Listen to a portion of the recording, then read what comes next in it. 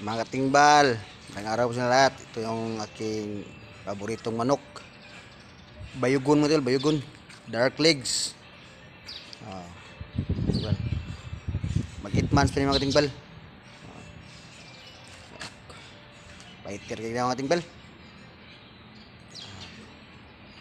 Yan akong paborito. Ganahan mo sa manok na of color like bayugon at saka talisayon at bulik, yung mga paborito ko mga manok. Sakto ito sa sa Mayo or sa June mga timbal. Sakto sa barong mga timbal. Bayugon, my fighting cock. Black legs.